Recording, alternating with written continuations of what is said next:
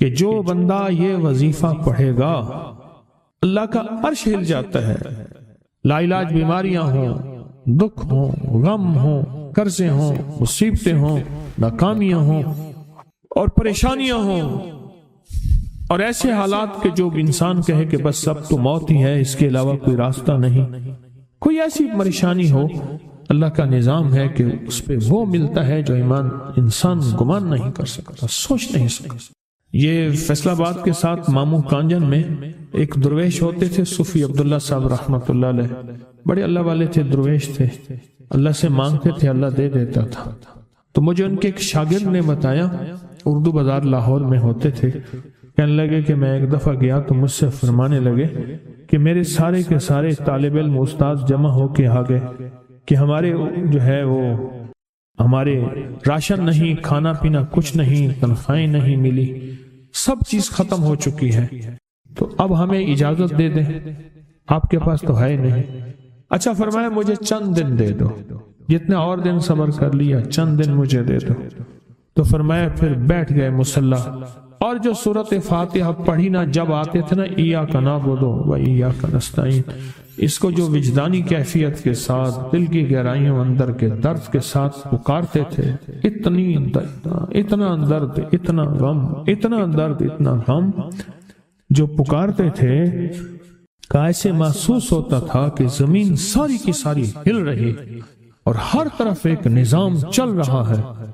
اور جب پھر اس صورت کو پورا کرتے تھے، پھر سورۃ فاتحہ پڑھتے تھے، اور جب پہنچتے تھے ایاک نعبد و ایاک نستعین، پھر ایسے ہی جو ہے اس کو دہراتے تھے. پر بات یہ ہے وہ دعا پڑھتے نہیں تھے، مانگتے تھے. ایک ہے دعاؤں کا پڑھنا، ایک ہے دعاؤں کا مانگنا.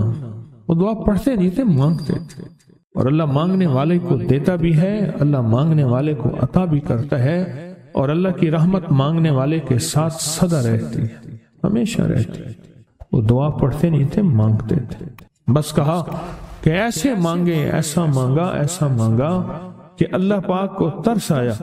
چند ہی دنوں میں فرمایا اللہ نے دکھایا کہ یہ دیگ ہے سونے کی بھری ہوئی ہے، اور میں نے آپ کے حوالے کر دی، اور تھوڑا سی ایسے جگہ ہٹائی تو وہ دیگ نکل آئی.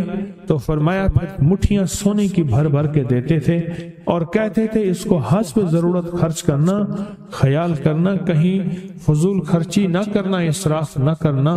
اللہ کے خزانے ہیں اور برکت والے ہیں، کہ اللہ ناراض ہو کے چھین نہ لے، کہ اللہ ناراض ہو کے چھین نہ لے. مجھے ایک صاحب کہنے لگے کوئی ایسا عمل بتائیں، کوئی ایسا عمل بتائیں کہ میں چاہتا ہوں میری 7 نسلوں میں رزق ختم نہ ہو، جو مہنگائی اور حالات اور پریشانیاں میں دیکھ رہا ہوں. کوئی ہے عمل؟ میں کہا بالکل ہے.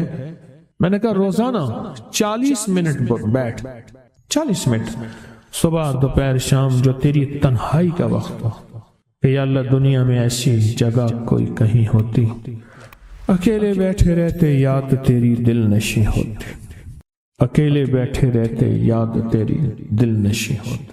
40 منٹ کوئی ایسا بیٹھ 40 منٹ اس انداز سے مصلی پہ، کہیں بستر میں، کہیں ایسی جگہ جہاں سوئے نہیں، اور بس صرف ایک بار سورۃ فاتحہ پڑھا، اور اس کے بعد ایاک نعبد و ایاک نستعین کو دوہرا. جاگ رہے ہیں، دیکھتے رہیں، مجھے دیکھتے رہیں، میں آپ کو دیکھتا رہوں. آپ اللہ کے اور اس کے حبیب کے مہمان ہیں، آپ کو دیکھنا بھی ثواب ہے، آپ کو دیکھنا بھی ثواب. تو میں نے اسے عرض کیا کہ بس اس کو وجدان سے پڑھو، ایسے پڑھ کے رونگٹے کھڑے ہو جائیں، آنسو بہنے لگ جائیں، دل کے اندر کا درد اور دل کا اندر کا غم اور اللہ کے سامنے حاضری، استحضار، اور یہ کیفیتیں تیری ہوں کہ بس اس کے علاوہ کوئی مجھے یاد نہ رہے. اس درد سے پڑھ 40 منٹ. 40 کے عدد کے ساتھ کائنات کے رازوں کا بڑا تعلق ہے. 40 کا جو عدد ہوتا ہے، بس 40 کے عدد کے ساتھ پڑھ، اور بہت توجہ سے پڑھ، اور بہت دھیان سے پڑھ، روز پڑھ. مجھ سے کہنے لگا کتنے دن پڑھوں؟ تو میں نے اس سے کہا مجھ سے یہ دن نہ پوچھ، تیرا دل خود بولے گا کہ فیصلے ہو گئے ہیں، بس ختم. دل خود بولے گا. یہ بتائیں کہ پیٹ بھرتے ہوئے کوئی گھنٹی بجتی ہے یا دل خود بولتا ہے کہ پیٹ بھر گیا؟ پیاس میں بھی کوئی کہتا تو نہیں ہے کہ آپ کی پیاس بجھ گئی ہے، وہ دل خود بولتا ہے کہ بس اب پانی کی ضرورت نہیں ہے۔ نیند سے دل بھر جائے تو بس دل بس اب سو لیا، وہ اٹھیں۔ اسی طرح دل خود بولے، دل خود بولے، کیا بولے؟ دل خود بولے، اور دل اندر بولے، دل اندر بولے کہ اللہ پاک جل شانہ نے نسلوں کے لیے رزق کی عزت، دولت، برکت کے فیصلے کر دی، بس دل بولے۔ کتنے دیر کر؟ اب یہ تیری اپنے مانگنے میں ہے، اب یہ تیری اپنے مانگنے میں ہے۔ مانگنے میں کمی ہے تو دل نہیں بولے گا، اگر مانگے گا تو پتہ نہیں دنوں میں یا ہفتوں میں، جتنے میں دنوں میں فیصلہ ہو جائے۔ اور میں نے اس سے کہا کہ یہ میرے پردادا کے پردادا کا عمل ہے، ان کا یہ عمل ہے، میرے پردادا کے پردادا کا عمل، جو ہماری خاندانی یادداشتوں میں یہ لکھا ہوا اور فرمایا اگر یہ کوئی بندہ کر لے اللہ نسلوں کا رزق اللہ سے منوا لے۔ اور میں نے اس سے کہا خیال کرنا، رزق کے روحانی ساتھ منوانا، رزق کے روحانی ساتھ منوانا، رزق کے روحانی ساتھ منوانا، ورنہ دولت، مال، چیزیں مل جائے گی جس کے بارے میں کہا جاتا ہے کہ بعض بندے ایسے ہوتے ہیں اللہ پاک ان سے لقمے نہیں چھینتا، سجدے چھین لیتا ہے۔ اللہ ان سے لقمے نہیں چھینتا، کیوں؟ رزق جسمانی دوسرے لفظوں میں مل رہا ہے اور رزق روحانی اللہ چھین لیتا ہے۔ یہ جو آج آپ بیٹھے ہیں تسبیح خانے میں اور میں بیٹھا ہوں، یہ ہم روحانی دسترخوان پہ بیٹھے ہیں۔ یہ بہت بڑا دسترخوان لگا ہوا ہے، دسترخوان ہے۔ سنا ہے در یار پہ بڑی دھوم ہے، سنا ہے در یار پہ بڑی دھوم ہے، وہاں عاشقوں کا ہجوم ہے۔ یہ روحانی دسترخوان ہے، میں بھی خود محتاج ہوں، یہ روحانی دسترخوان ہے۔ تو میں نے اس سے عرض کیا کہ ایک دسترخوان نہیں مانگنا، دونوں مانگنا، رزق روحانی بھی، رزق جسمانی تو اس کو بھی ملتا ہے جس کو کلمہ نصیب نہیں ہوا، رزق جسمانی تو اس کو ہی ملتا ہے جس کو کملی والی کی غلامی نصیب نہیں ہوئی، رزق جسمانی تو اس کو ہی ملتا ہے جس کے ماتھے پہ شقاوت لکھی ہے، رزق جسمانی تو اس کو ملتا ہے جو اللہ کا نافرمان ہے، رزق جسمانی تو اس کو ملتا ہے جو اللہ کے وجود کا انکار کرتا ہے، رزق جسمانی تو اس کو ہی ملتا ہے جو آخرت اور قبر کا انکار کرتا ہے، رزق جسمانی تو اس کو ملتا ہے جو جنات اور برزخ کا انکار کرتا ہے، رزق جسمانی تو اس کو ملتا ہے جو خود کملی والی کی نبوت کا انکار کرتا ہے، وہ تو بے بہا لوگ ہیں، ان کو ملتا ہے۔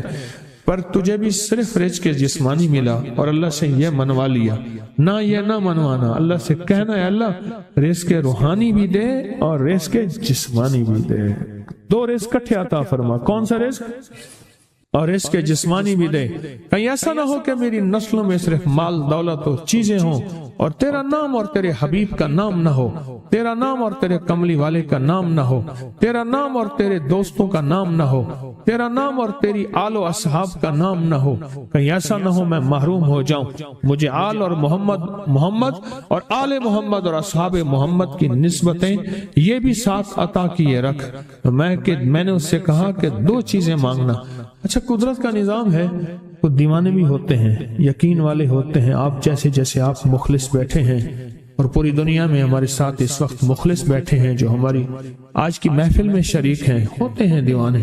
اس نے یقین سے پڑھنا شروع کر دیا، مجھ سے کہنے لگا ایک وقت ایک جگہ ہو بہت بہتر۔ میں نے اس سے کہا، میں نے کہا پھر بھی اگر ایک وقت ایک جگہ میسر نہ بھی ہو تو اگر عمل کسی وقت چوک جائے، عمل کی جگہ چوک جائے، عمل کا وقت چوک جائے، مجبوری میں نہ ہو تو بہتر ہے، پر توجہ نہ چوکے، دھیان نہ جائے، استحضار نہ جائے، یقین نہ جائے، اور سچا یقین ہو کہ میرا اللہ خود کہتا ہے یہ مانگنا بھی تو اسی نے دیا ہے نا، اسی نے مانگنا دیا ہے۔ جب اس کریم نے مانگنا ہی خود دیا ہے تو عطا بھی خود کرے گا۔ نہیں خوف نارے جہیم کا کہ کرم ہے مجھ پہ کریم کا، وہ خود عطا کرے گا مجھے، اس نے مانگنا دیا دے گا۔ یقین ہو ایسا ایسا ایسا ایسا اتنا زبردست یقین ہو، اتنا یقین ہو اللہ کے ملنے پہ اور اللہ کے مانگنے پہ، اتنا یقین ہو کہ گمان اور خیال سے بالا تر یقین ہو، بہت زیادہ یقین۔ یاد رکھیے گا میری بات، میری طرف دیکھتے رہیں، یاد رکھیے گا جس کو ملا ہے یقین کی طاقت میں ملا ہے، اور جس سے چھنا ہے بے یقینی نے اس سے سب کچھ چھین لیا، بے یقینی نے اس سے سب کچھ چھین لیا۔ جس کو ملا ہے یقین کی طاقت سے ملا ہے، یقین ہو کہ میں کر رہا ہوں اور اللہ مجھے دے دے گا۔ کہا کہ کیسا یقین ہو؟ کہا جیسے بکری کے تھن دودھ سے بھرے ہوئے اور میں کہوں کہ میرے ہاتھ سے دباؤں گا اور دودھ نکلے گا، اس سے زیادہ یقین۔ اور کہا کس سے زیادہ یقین؟ کہا کہ ایک بڑا نوٹ ہو اور بڑا نوٹ کے اندر جو ہے ایک آنے کی چیز آنی ہے، تو میں کہوں گا اس سے تو اس کی نوٹ کے اندر تو ہزاروں آنے ہیں، اور میں ایک آنے کی چیز، ایک ٹکے کی چیز لوں گا اور میرا کام بن جائے گا۔ اس سے زیادہ یقین ہو، اور اس سے کہیں زیادہ یقین ہو کہ سخت پیاس ہے اور میں پانی کو دیکھوں، اور پانی کو دیکھتے ہی مجھے یقین ہو کہ اس سخت پیاس میں میرا پیاس بجھ جائے گی، پیٹ بھر جائے گا۔ اس سے کہیں زیادہ یقین ہو۔ میں پھر بھی یقین کو نہیں سمجھا سکا، علم بھی محدود ہے، الفاظ بھی میرے پاس محدود ہیں۔ اس سے کہیں زیادہ یقین ہو، اس سے کہیں زیادہ یقین، اور بہت زیادہ یقین، اتنا یقین۔ کیا خیال ہے؟ آپ چاہیں گے اپنی نسلوں کے لیے بخت، رزق، نصیب اور مقدر منوا لیں؟ کیا خیال؟ وہ بڑا کریم ہے۔ میں نے ابھی نہیں بتایا کہ قرآن کا واقعہ سنایا، حضرت موسیٰ اور خضر علیہ السلام کا قرآن کا واقعہ سنایا کہ ان کی 7 نسلوں کا جو ابا تھا نا، وہ 7 نسلوں میں پہلے والا ابا، دادے کے دادے کے دادے کا دادا، وہ نیک تھا، وہ دعائیں مانگتا تھا، وہ اللہ کے ساتھ تعلق میں تھا، اس کا تقوی تھا، وہ اس کی نیکی کا اثر، اس کی نیکی کا اثر، اس کی نیکی کا اثر نسلوں میں منتقل ہوا، نسلوں میں منتقل ہوا۔ پڑھ لیں، مانگ لیں، اللہ سے کر دیں کہ اللہ میرے لیے اور میری نسلوں کے لیے رزق روحانی اور رزق جسمانی کے فیصلے کر دیں، رزق روحانی اور رزق جسمانی کے فیصلے کر دیں۔ شاہ عبد الرحیم تھے شاہ ولی اللہ رحمت اللہ علیہ کے والد محترم۔ انہوں نے شاہ ولی اللہ سے کہا بیٹا میں تجھے روحانی مشقیں کرا رہا ہوں، ایک مشق ایک بھی کر لے، اپنے لیے اور اپنی نسلوں کے لیے اللہ سے رزق منوا لے، اللہ سے رزق منوا لے۔ تو پوچھا کہ حضرت میں رزق کیسے منواؤں؟ فرمایا کہ کچھ وقت ایسا نکالا کر، ایسا وقت نکالا کر 2 گھڑی اور 3 گھڑی کا، ایک ساتھ 2 گھڑی اور 3 گھڑی، ایک ساتھ تقریباً 21 منٹ کی ہوتی ہے، تقریباً 21 منٹ کی، 2 ساتیں مل جائیں تو 40 منٹ بنتے ہیں، تو ایک ساتھ 2 ساتھ 3 ساتھ کی گھڑی میں کہ بیٹھ کے نا سورۃ فاتحہ اور اس میں ایاک نعبد و ایاک نستعین کا تکرار اور استحضار کیا کر، اور ایسا کیا کر تیری آنسوں بہیں، تیرا دل روئے، تیری آنکھیں روئیں، تیرے رونگٹے کھڑے ہوں اور رواں رواں، اور اس کے اندر سے تیرا پل پل، تیرا من، تیرا جذبہ، تیری سوچیں بولیں، کیا بولے؟ ایاک نعبد و ایاک نستعین۔ تو ایک میلہ تھا اللہ کے نیک بندوں کا، تو اس میں 70 اولیاء جمع ہوئے، 70 اولیاء جمع ہوئے۔ ہر اللہ کے ولی نے کہا کہ آپ کوئی ایسا وظیفہ بتائیں، ایسی تسبیح بتائیں، ایسا ذکر بتائیں جو اللہ کے عرش کو ہلائے اور جو اللہ کی ذات کو متوجہ کر دے، جو اللہ کے تعلق کو نصیب کر دے، کوئی ایسا ذکر، کوئی ایسی تسبیح بتائیں۔ فرمایا سب نے بتایا کہ سورۃ فاتحہ ہے، اور اب سب سے پوچھا سورۃ فاتحہ میں کوئی ایسا جز بتائیں جو سورۃ فاتحہ کا دل ہو۔ سورۃ یاسین قرآن کا دل، لیکن سورۃ یاسین کا دل سلام قولا من رب الرحیم۔ ہر سورت کے اندر اللہ پاک نے کچھ نعمتیں، کچھ نقطے رکھے ہیں، تو فرمایا سورۃ فاتحہ کا دل، تو میلے میں جتنے بھی اولیاء 70 بیٹھے تھے، سب نے کہا کہ اگر سورۃ فاتحہ کا دل پانا ہے تو وہ صرف کیا ہے؟ ایاک نعبد و ایاک نستعین۔ اس کا مفہوم عام سادہ سے یہ ہے کہ مولا غلامی تیری، در کسی اور کا۔ جب غلام تیرے ہیں، منگتے تیرے ہیں، بھکاری تیرے ہیں، محتاج تیرے ہیں، پھر در بھی تیرا ہے، پھر در بھی تیرا ہے، اور کسی کا در مولا نہیں ہے، پھر در بھی تیرا ہے۔ تیرے در کے ہم محتاج، تیرے بر کے ہم غلام ہیں۔ تو میں نے اس سے کہا کہ یہ وظیفہ کر، سارا دن پڑھی ایاک نعبد، اور کام بھی کرتا رہے، وضو بے وضو چلتا بھی رہے، یہ پڑھتا بھی رہے، پڑھتا بھی رہے، پڑھتا بھی رہے، چند دن چند ہفتے یہ عمل کر، اور رات سوتے ہوئے سورۃ فاتحہ پوری کر 40ویں، اور پھر درود پاک پڑھتے پڑھتے سو جا۔ 70 اولیاء نے فرمایا کہ جو بندہ یہ وظیفہ پڑھے گا اللہ کا عرش ہل جاتا ہے، اور فرشتوں میں کوہرام مچ جاتا ہے، اور فرشتوں میں اللہ کی بارگاہ میں فریادیں ہوتی ہیں کہ یا اللہ یہ بندہ ہے اور اس نے یہ عمل کیا ہے، یہ وظیفہ کیا ہے، اور ابھی تک اس کی دعا قبول نہیں ہوئی، اس نے یہ مانگا ہے ابھی تک دعا قبول نہیں ہوئی، فرشتوں میں یہ کوہرام مچ جاتا ہے۔ ایک اللہ کے دوست تھے، سوتے سوتے ایک دم اٹھ بیٹھے، اٹھنے کے بعد وجدانی کیفیت کے ساتھ جو ہے یہ وظیفہ پڑھنے لگے۔ تو کسی نے پوچھا کہ حضرت کیا ہوا؟ فرمایا میں نے دیکھا کہ اللہ کے عرش کے نیچے جنتی ہیں اور وہ ٹہل رہے ہیں، اور سب کی زبان پہ یہی وظیفہ ہے، ایاک نعبد و ایاک نستعین، سب کی زبان پہ یہی وظیفہ ہے، اور سب یہی پڑھ رہے ہیں۔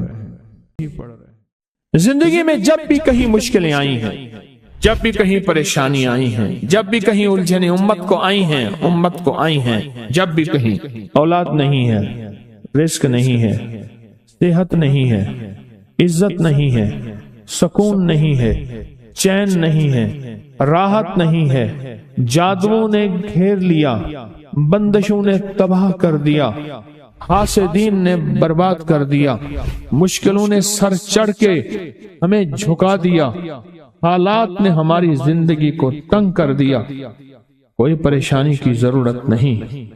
مجھے کہنے لگا کہ ہمارے علاقے میں ایک صاحب ہیں، بابا جی ہیں، کوئی بھی مشکل ہو وہ بیٹھ کے سورۃ قل ہو اللہ پڑھاتے ہیں، ان کے پاس 7 کھانے لے جانے پڑتے ہیں، 7 کھانے لے جانے پڑتے ہیں، وہ سورۃ قل ہو اللہ پڑھاتے ہیں بٹھا کے بندوں کو، اور ان کے لیے کھانے ضروری ہیں، کھانے اچھے ہوں، ایک سوٹ ہو، 7 کھانے ہوں، ایک خوبصورت تکیہ ہو، ایک کھیس اچھا بہترین بچھونا ہو، ایک بسترے کی چادر ہو، اور 7 کھانے ہوں۔ فرمایا وہ دیتے ہیں، لیتے ہیں، سورۃ قل ہو اللہ پڑھاتے ہیں، پھر بیٹھ کے دعا کرتے ہیں، بہت دیر تک دعا کرتے ہیں، لوگوں کی مشکلیں حل ہو جاتی ہیں، لوگوں کی پریشانیاں دور ہو جاتی ہیں۔ میں نے کہا کسی طرح بابا جی سے پتہ چلے گا وہ دعا کیا مانگتے ہیں۔ کہنے لگا وہ دعا کسی کو نہیں بتاتے، بس کہتے ہیں آؤ میرے ساتھ بیٹھ کے سورۃ قل ہو اللہ پڑھو، اول آخر درود پاک پڑھو اور سورۃ قل ہو اللہ پڑھو، وہ دعا کسی کو نہیں بتاتے۔ میں نے کہا کسی طرح پتہ کر وہ دعا کسی کو تجھے بتا دے۔ اس نے کہا پتہ کروں گا۔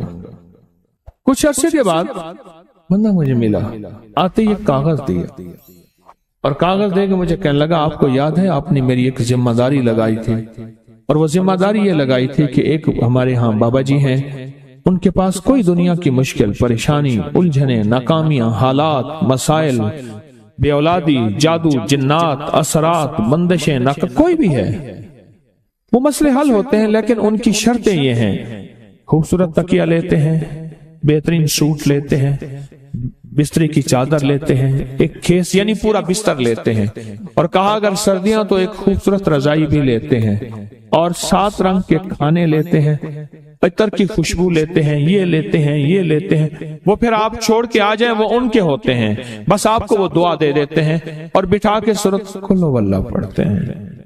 میں نے کہا کس طرح پتہ کر کے یہ عمل کیا ہے، پتہ کر یہ عمل کیا ہے۔ اس نے آیا نا تو اس نے مجھے خط دیا، اور خط دیتے ہی اس نے کہا کہ میں نے پتہ کیا ہے اس عمل کا کسی طرح سے۔